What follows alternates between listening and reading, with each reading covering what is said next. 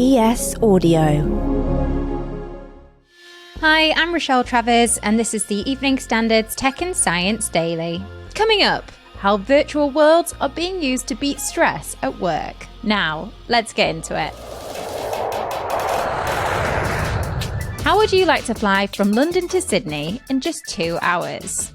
Well, it could be possible within the next 10 years, but you'll have to go via space. It's reported that the UK Civil Aviation Authority is funding medical studies into the effects of suborbital space flights, in which passengers could go into space for a short period of time before descending to their destination. The research conducted with King's College London found that those taking such flights would not need to be fit or young. Suborbital flights currently cost more than £350,000 a seat, but regulators are predicting they will soon become less expensive, potentially opening up this possibility for much faster intercontinental travel. Kate Winslet has called on the government to criminalise harmful content in her acceptance speech at the Bafta TV Awards. To people in power and to people who can make change, please criminalise harmful content. Please eradicate harmful content. We don't want it. We want our children back. We don't want to lie awake terrified for our children's mental health.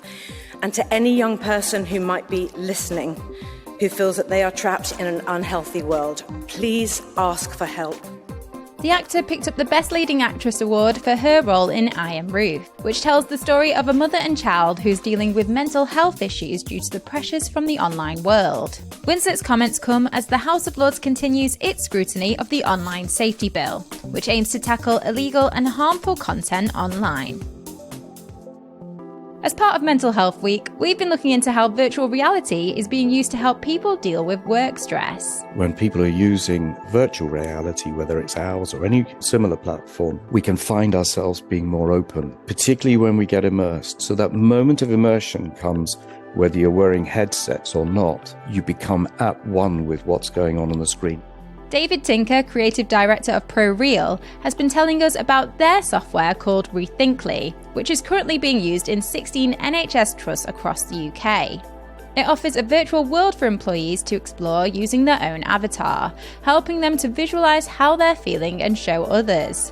David gave us one example of how the virtual world can be revealing. There were a sales team, and they decided to put themselves just past this crossroads because they'd just made a major decision. And I asked them to put in their head office and their boss, and they put their head office in a castle a long way away, which is quite representative of the distance between themselves and their boss. A national study from Rethinkly shows that just under 1 in 4 UK workers say they're suffering from poor mental health due to work stress.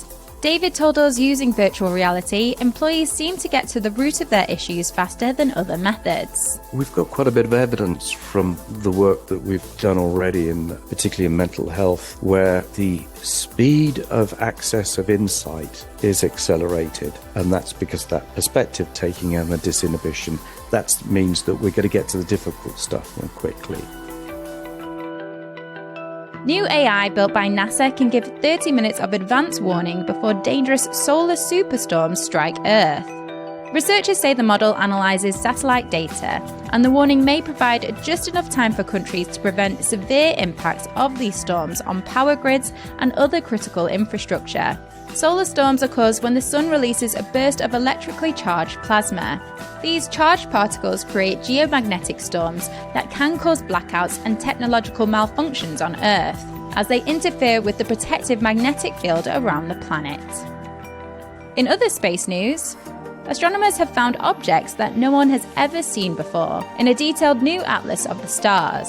Scientists pieced together more than 1 million images taken from the European Southern Observatory's Visible and Infrared Survey Telescope for Astronomy, and it showed young stars as they're being born, surrounded by thick clouds of dust. Stars form when clouds of gas and dust fall apart under their own gravity, but those same clouds mean that it's hard to observe that process, and much of it still remains unknown. Let's go to the ads. Coming up, AI founder warns robots could control humanity, and why baby talk is more important than you think.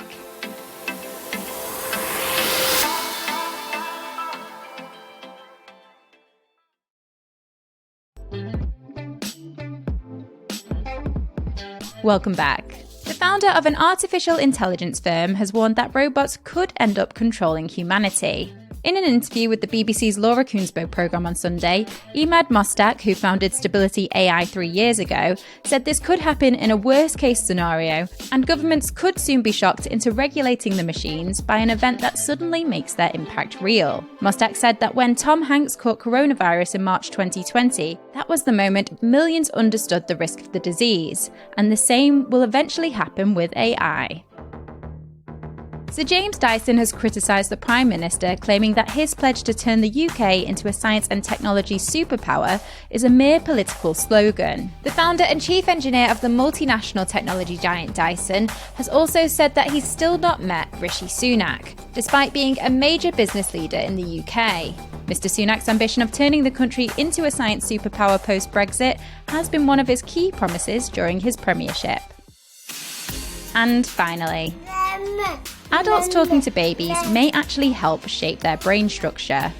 Research from the University of East Anglia has found a relationship between the amount of adult speech children are exposed to and the concentration of a substance in the brain, known as myelin, that surrounds nerves and makes signals more efficient. As the brain develops, the amount of myelin does increase, but the team found for 30-month-olds, larger amounts of adult speech were associated with higher quantities of myelin in language-related pathways in the brain. Studies have shown talking to infants can also help improve their language processing and also boost their vocabularies.